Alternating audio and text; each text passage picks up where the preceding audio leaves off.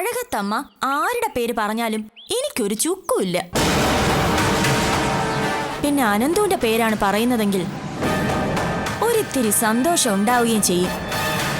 ഈ ഒരു കാര്യം കൊണ്ട് അഴകത്തെ കുടുംബം തകർക്കാമെന്നും എന്റെ മക്കളെ തമ്മിലടുപ്പിക്കാമെന്നും നീ വിചാരിക്കണ്ട. അവരെ വളർത്തിയതേ അഴകത്തമ്മയാ. ആ അമ്മയുടെ അന്തസ് എല്ലാ മക്കളും കാണിക്കും. ആദ്യമായി അഴകത്ത് വന്ന ദിവസം അഴകത്തമ്മയുടെ മക്കളുടെ അന്തസ് നിങ്ങൾ നന്നായിട്ട് കണ്ടതാണല്ലോ അല്ലേ? നീയാണതിന് കാരണക്കാരി. നിന്റെ വാക്ക് വിശ്വസിച്ച അന്ന് അവരങ്ങനൊക്കെ ചെയ്തത്. എങ്കിൽ എന്റെ വാക്ക് വിശ്വസിച്ച് നിങ്ങളുടെ മക്കൾ ഇനി പലതും ചെയ്യാൻ പോവാ.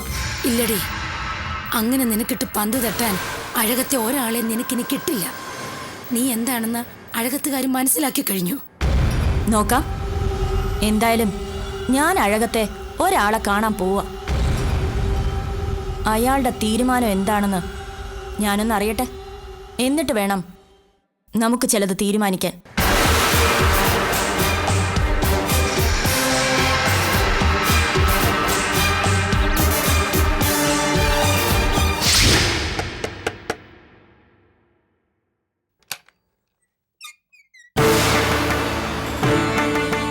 ലീലാമ്മയെ തേടി കുറെ അലഞ്ഞു നോക്കി.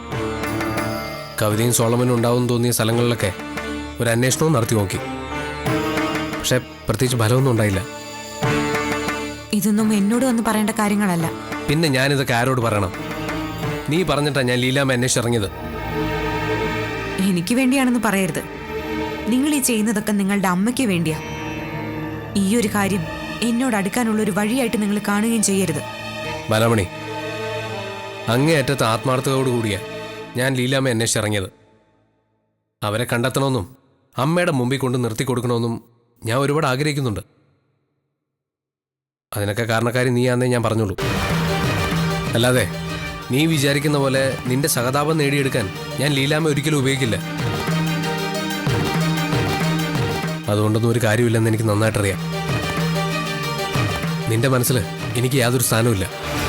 എന്നെ മനസ്സിലാക്കാൻ നിനക്കൊരിക്കലും കഴിയുകയില്ല. ഇത് ഞാൻ മോന് വേണ്ടി വാങ്ങിയതാ. വേണ്ട, അവനിതിന്റെ ആവശ്യമില്ല. അവന് വേണ്ടതൊക്കെ ഞാൻ വാങ്ങി കൊടുക്കുന്നുണ്ട്. ആയിക്കോട്ടെ, ഞാൻ എൻ്റെ അധികാരം കാണിക്കുകയോ സ്നേഹം കാട്ടി നിന്റെ മോനെ നിന്റെ കയ്യിൽ നിന്ന് തട്ടിയെടുക്കുകയോ ചെയ്യല്ല. അങ്ങനെയൊന്നും കരുതണ്ട. ഏതോ ഒരാൾ, ഒരു വഴിപോക്കൻ, അയാൾ നിന്റെ കുഞ്ഞിന് വാങ്ങിച്ചൊരു സമ്മാനം, അത്രയും കരുതിയാൽ മതി.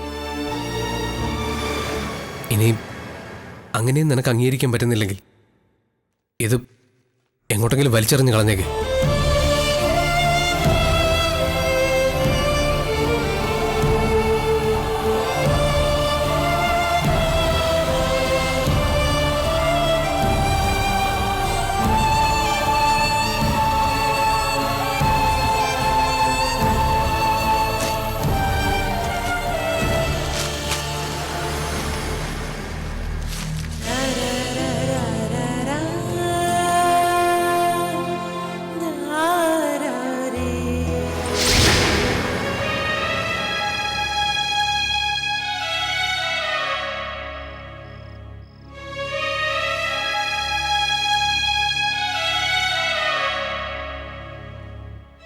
സുമംഗലേ, നീ ഇവളെ ഒന്ന് പറഞ്ഞ് മനസ്സിലാക്ക്.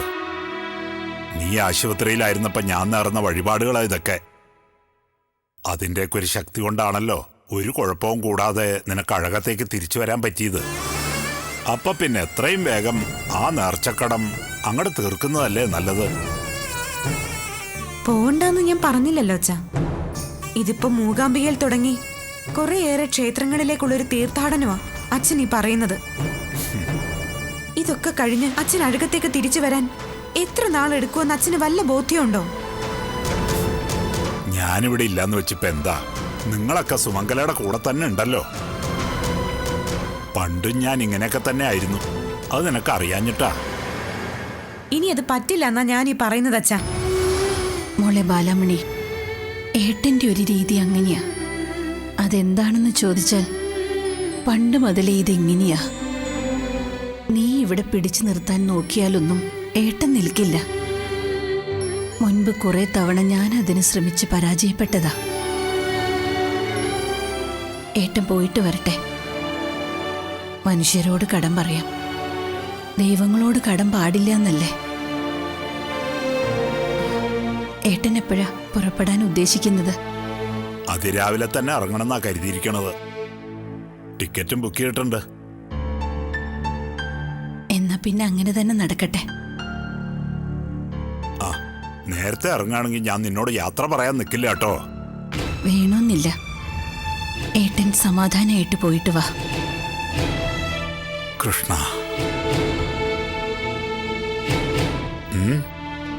ഇവൾക്ക് എന്നോടുള്ള ദേഷ്യം എപ്പോഴും മാറിയിട്ടില്ല.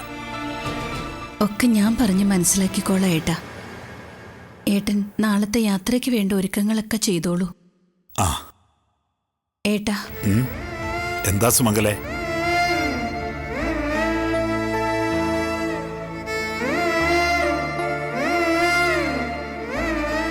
ഒന്നുമില്ല. ഏട്ടൻ പൊക്കോളൂ.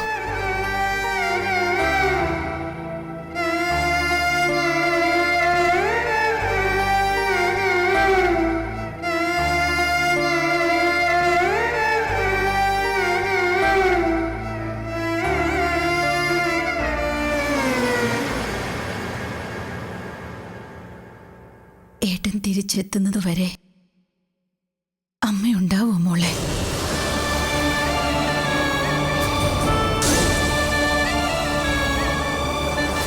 ഇനി എൻ്റെ ഏട്ടന് എന്നെ കാണാൻ പറ്റില്ലേ എന്നൊരു തോന്നല്. അമ്മേ, വെറുതെ ഇങ്ങനെ ഓരോന്നൊക്കെ പറയാതിരിക്കും. അമ്മയ്ക്ക് ഒരു കുഴപ്പവും വരില്ല. ഇനി ഒരുപാട് കാലം അഴകത്തമ്മ ഞങ്ങളോടൊപ്പം തന്നെ കാണും. അതെനിക്ക് ഉറപ്പാ. വെറുതെ അമ്മ ഓരോന്നിങ്ങനെ പറഞ്ഞു എന്ന് വെച്ച് നീ എന്തിനാ വിഷമിക്കുന്നേ? നിങ്ങളെയൊക്കെ വിട്ട് അമ്മ എങ്ങോട്ടും പോണില്ല.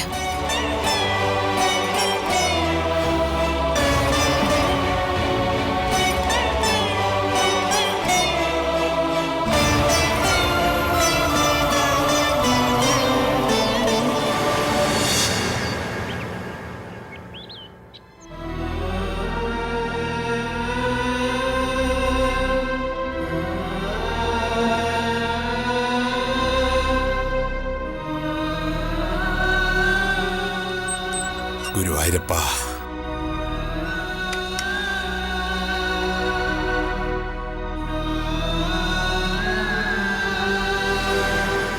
എന്താ നിങ്ങൾക്കൊക്കെ പറ്റിയത്? എനിക്കൊന്നും മനസ്സിലാവണില്ല. അതുകൊണ്ടായി ചോദിക്കണത്. ഒന്നുമില്ല ഉണ്ണിയമ്മേ. സുമംഗലയ്ക്ക് ഒരു കുഴപ്പമില്ലെന്ന് ഡോക്ടർമാർ പറഞ്ഞതല്ലേ? നിങ്ങളുടെയൊക്കെ മുഖഭാവം കാണുമ്പോ സുമംഗലയുടെ കാര്യത്തില് നിങ്ങൾ എന്നോട് എന്തോ കള്ളത്തരം പറഞ്ഞിട്ടുണ്ടോന്നാ എനിക്ക് സംശയം. അങ്ങനെയൊന്നുമില്ല ഉണ്ണിയമ്മേ. ഞങ്ങളെന്തിനാ ഉണ്ണിയമ്മ കള്ളം പറയുന്നേ? മോളെ, നിനക്കെന്നോട് പിണക്കൊന്നും തോന്നണ്ട. അച്ഛൻ ഇങ്ങനത്തെ ഒരു മനുഷ്യനാ. ചില കാര്യങ്ങൾ ചെയ്യണമെന്ന് വിചാരിച്ചാൽ അച്ഛനത് ചെയ്തിട്ടേ അടങ്ങൂ. ഇതിന്റെ പേരിൽ നീ എന്നോട് പിണങ്ങിയാലും ഞാനത് സാരാക്കില്ല. എന്റെ സുമംഗലയ്ക്ക് വേണ്ടിയിട്ടാ ഞാൻ പോണത്. നോക്കിക്കോ, ഞാൻ തിരിച്ചു വരുമ്പോഴത്തേക്കും അവൾക്കിപ്പോഴുള്ള ഈ ക്ഷീണവും തളർച്ചയും ഒക്കെ മാറി പഴയ സുമംഗലയായി അഴകത്തമ്മയുടെ സർവപ്രതാപങ്ങളോടും കൂടി ഈ പൂമുഖത്തുണ്ടാവും. ഈ വീട് ഭരിക്കുന്ന അവളെ ആയിരിക്കും തിരിച്ചു വരുമ്പോ ഞാൻ കാണുക. ആ, എന്നാ പിന്നെ ഇറങ്ങിയാലോടാ. ബാലമണി, ഞാൻ ഉണ്ണിയമ്മ സ്റ്റേഷനിലാക്കിയിട്ട് വരാം. എന്നാ അച്ഛൻ പോയിട്ട് വരട്ടെ മോളെ.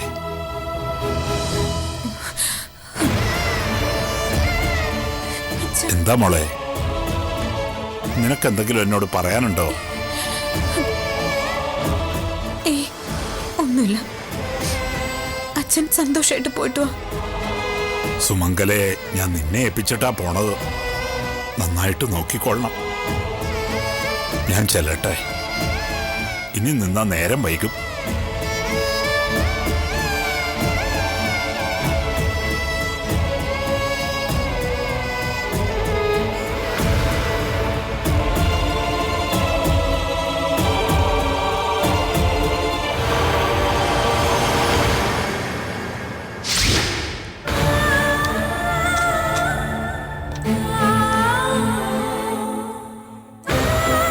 എന്താ അമ്മേ, ഇത് കഴിക്ക. ഇതുകൊണ്ടൊക്കെ എന്തെങ്കിലും പ്രയോജനം ഉണ്ടാവുമോ മോളെ? ഉണ്ടാവും അമ്മേ. അമ്മ ആദ്യം മരുന്ന് കഴിക്ക.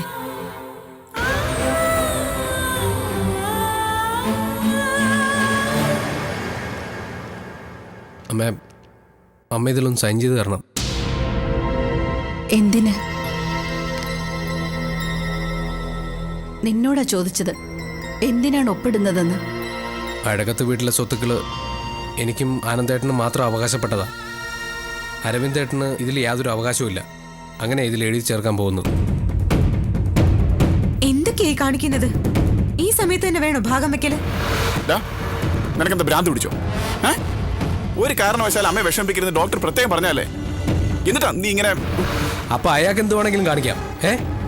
അഴകത്തെ സ്വത്തുക്കൾ വേണമെന്ന് പറഞ്ഞ് വക്കീൽ നോട്ടീസ് അയക്കാം. നമ്മളെയൊക്കെ കോടതിയും കയറ്റാം. അതിനൊന്നും യാതൊരു കുഴപ്പമില്ല അല്ലേ? വക്കീൽ നോട്ടീസ് അയച്ചോ?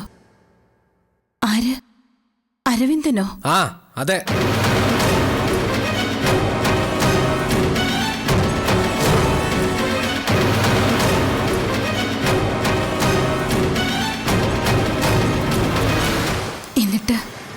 എന്നിട്ടതാരും എന്നോട് പറഞ്ഞില്ലല്ലോ.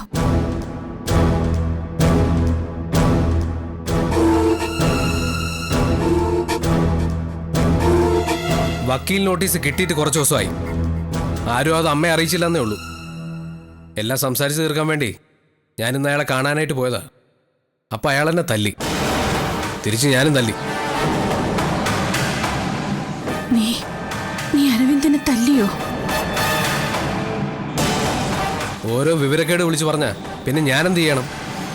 ലീലാമ്മയുടെ മകൻ ഞാനാണെന്നും അതുകൊണ്ട് എനിക്ക് ഈ കുടുംബത്തിൽ യാതൊരു അവകാശവും ഇല്ലെന്നാണ് അയാൾ പറയുന്നത്.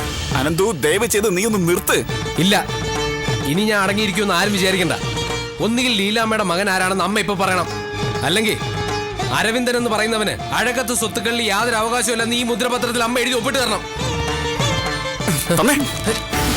മുദ്രപത്രവും ഭാഗം വെപ്പും പോടാ.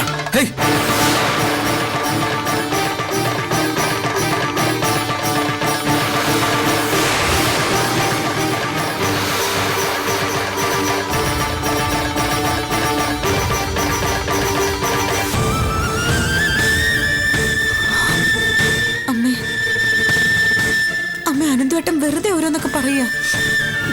ഇവിടെ ആരും സ്വത്ത് വേണമെന്നൊന്നും പറഞ്ഞിട്ടില്ല.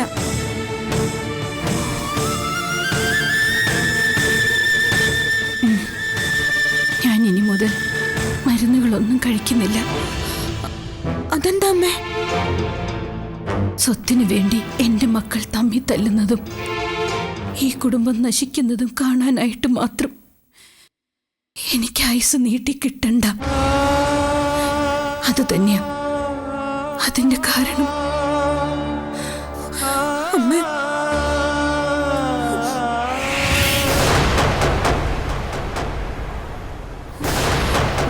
ദേവു, നീ ബാഗുമായിട്ട് എങ്ങോട്ടാ? ഞാൻ പോവാ ചേച്ചി. പോകുന്നോ? അതെ അമ്മ, എനിക്കിനി ഇവിടെ നിൽക്കാൻ തോന്നുന്നില്ല. എന്റെ ഏട്ടന്മാര് തമ്മിൽ തല്ലെന്ന് കാണാൻ എനിക്ക് വയ്യ. ദേവു, നീ മര്യാദയ്ക്ക് നിന്റെ റൂമിലേക്ക് പോ. ഞാനാ പറയുന്നത്, പോവാൻ. ഇല്ല ചേച്ചി, ചേച്ചിയുടെ കൈപിടിച്ച ഞാൻ ഈ വീട്ടിലേക്ക് വന്നത്. ചേച്ചി, അമ്മയും സാറും ഒക്കെ എന്നെ ഒരുപാട് സ്നേഹിക്കുകയും ചെയ്തു. നിങ്ങളൊക്കെ തന്ന സ്നേഹം അതെന്നും എന്റെ മനസ്സിലുണ്ടാവും. ഇനി ഇവിടെ നിന്ന് കൂടുതൽ സങ്കടപ്പെടുത്തുന്ന പലതും എനിക്ക് കാണേണ്ടി വരും. ഞാൻ പോവുക.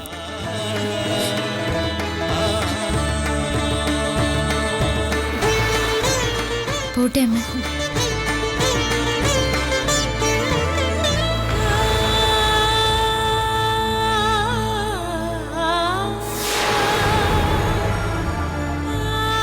ബാലാമണി,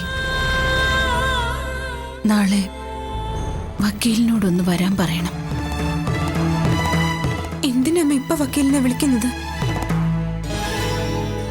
അഴകത്ത് വീട് ഭാഗം വയ്ക്കാൻ നാളെ ഞാനത് ചെയ്യും.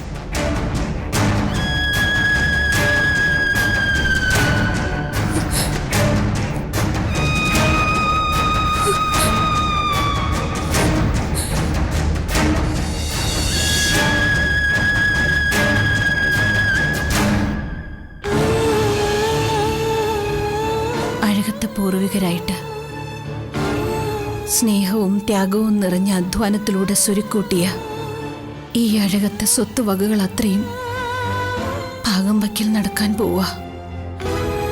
എല്ലാവരും എല്ലാം കൊണ്ടുപോയിക്കോട്ടെ.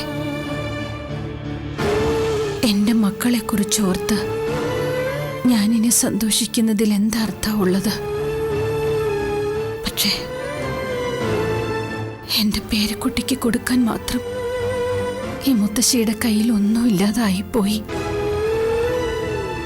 അമ്മേ, അരവിന്ദൻ എത്തിയിട്ടില്ല അല്ലേ? എഴുത്തുകുത്തുകൾ നടക്കുമ്പോഴെങ്കിലും അവനെ ഒന്ന് കാണാൻ പറ്റുമല്ലോ എന്ന് ഞാൻ പ്രതീക്ഷിച്ചിരുന്നു. ഓഹരി ഭാഗം വയ്ക്കുന്ന കാര്യത്തിൽ മുൻപേ മുറവിളി കൂട്ടിയത് അവനായിരുന്നല്ലോ. അമ്മയുടെ മുന്നിൽ വന്ന് നിൽക്കാനുള്ള മനക്കരുത്തുണ്ടാവില്ല അവന്. അഴകത്ത് ഓഹരിക്ക് വേണ്ടി വക്കീൽ നോട്ടീസ് വരെ അയച്ചത് അവനല്ലേ? ഞാനിനി എന്തൊക്കെ കാണാനിരിക്കുന്നു. എല്ലാം പിടിച്ചു വാങ്ങിയിട്ട് എൻ്റെ മക്കൾ എന്നെ തെരുവിലേക്ക് വലിച്ചെറിഞ്ഞു എന്നും വരും. അമ്മേ, ഈ ഞാൻ ജീവനോടെ ഉള്ളപ്പോ എൻ്റെ അമ്മയ്ക്ക് അങ്ങനൊരു ദുർഗതി ഉണ്ടാവില്ല, ഉറപ്പ്. അമ്മേ, നക്കല് തയ്യാറാക്കിയിട്ടുണ്ട്. വായിച്ചു കേൾക്കണ്ടേ അമ്മയ്ക്ക്? അനന്തൂനും ധൃതിയായി. ഇനി ഞാനായിട്ട് നേരം കളയാൻ പാടില്ല. എന്താ വക്കീലേ, എൻ്റെ 3 മക്കൾക്കും തൃപ്തിയാവും. അഴകത്തെ സ്വത്തുക്കളെല്ലാം രണ്ടായിട്ട് ഭാഗിക്കണമെന്നാ തീരുമാനം. ആരുടെ തീരുമാനം? വക്കീലിനോട് ഞാനാ പറഞ്ഞത്. അഴകത്തെ സ്വത്തുവകൾക്ക് ഇവിടെ 2 പേർക്കല്ലേ അവകാശമുള്ളൂ. ഓഹോ, ഇത്ര ലാഘവത്തോടു കൂടി നീ ആരെയാ വെട്ടിമാറ്റിയത്? വക്കീലും കോടതിയൊക്കെ ആയിട്ട് അരവിന്ദേട്ടൻ ഇറങ്ങി തിരിച്ചതല്ലേ. അയാൾ ലീലാമ്മയുടെ മകനാണെന്ന് അമ്മ പറയാതെ തന്നെ ബോധ്യപ്പെട്ടതുകൊണ്ടാണല്ലോ കേസ് പറഞ്ഞ് അവകാശം സ്ഥാപിച്ചെടുക്കാൻ നോക്കുന്നത്. അപ്പൊ ലീലാമ്മയുടെ മകന് അഴകത്തെ സ്വത്തിന്മേൽ യാതൊരു അവകാശവുമില്ലാന്ന് ഉറപ്പായി.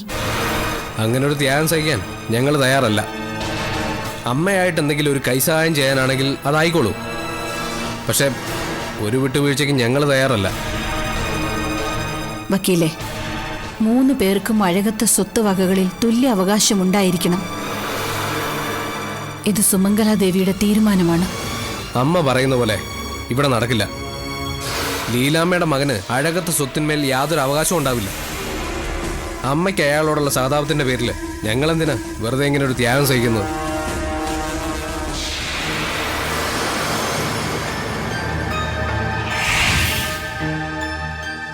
അഴകത്ത് മാധവൻ വിയർപ്പൊഴുക്കി അധ്വാനിച്ചുണ്ടാക്കിയതില് മറ്റൊരു രക്തത്തിൽ പറഞ്ഞവന് യാതൊരു അവകാശവും ഉണ്ടാവില്ല. എവിടെയൊക്കെ സൈൻ ചെയ്യണമെന്ന് വക്കീല് പറയും. അമ്മ അതനുസരിച്ചാൽ മാത്രം മതി.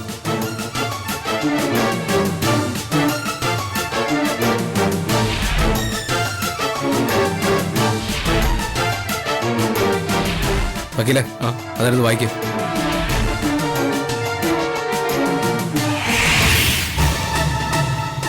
വരും.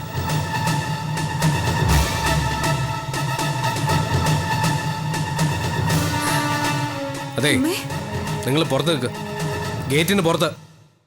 ഈ കുടുംബത്ത് ഞങ്ങളുടെ ഒരു പ്രധാന കാര്യം നടക്കാൻ പോവാ. പുറത്തുനിന്ന് ഒരാൾ ഇവിടെ വേണ്ട. അനന്തു, മാറി നിൽക്ക്. ലീലാമ്മയെ തടയാൻ നിനക്കെന്താ അവകാശമുള്ളത്? അവരെന്റെ വീട്ടിലേക്കാ വന്നത്. നോക്ക്, നിങ്ങളോട് മര്യാദയ്ക്ക് പുറത്തു പോകാനാ പറഞ്ഞത്. നിങ്ങൾക്കോ നിങ്ങളുടെ മകനോ ഇവിടെ യാതൊരു അവകാശവും ഇല്ല. നാനന്ദു, മാറി. അതെ, അമ്മ കാണാൻ ആഗ്രഹിച്ച സ്ത്രീയാ ഇവരിവിടേക്ക് കൂട്ടിക്കൊണ്ടുവന്ന് ഞാനാ. നീ അഴകത്ത് വീട്ടിലേക്ക് ഒരുത്തെ കെട്ടിയെടുത്തോണ്ട് വന്നിട്ടുണ്ടായിരുന്നല്ലോ, കവിത. ഇത്ര നാള് അവരുടെ പീഡനവും സഹിച്ച് അവരുടെ തടങ്കലിൽ കഴിയായിരുന്നു ഈ പാവം. എന്താ ഇനി നിനക്കൂടി ഇവരെ ദ്രോഹിക്കണമെന്നുണ്ടോ? അമ്മേ, ഒരു കുഞ്ഞിന്റെ കേസിൽ പെട്ട് കവിതയും സോളമനും പോലീസിന്റെ പിടിയിലായി. സ്റ്റേഷനിൽ നിന്നേ ഈ പാവ എന്റെ ഫോണിലേക്കാ വിളിച്ചേ. അതിന് ഇയാളെന്തിനാ ഇവരെ ഇങ്ങോട്ടേക്ക് കെട്ടിയെടുത്തോണ്ട് വന്നത്? ഇവരുടെ മകന്റെ മുമ്പിലേക്ക് ഇവർക്ക് പോകാൻ പാടില്ലായിരുന്നോ? ലീലാമ്മ വന്നത് അവരുടെ മകന്റെ മുന്നിലേക്ക് തന്നെയാ.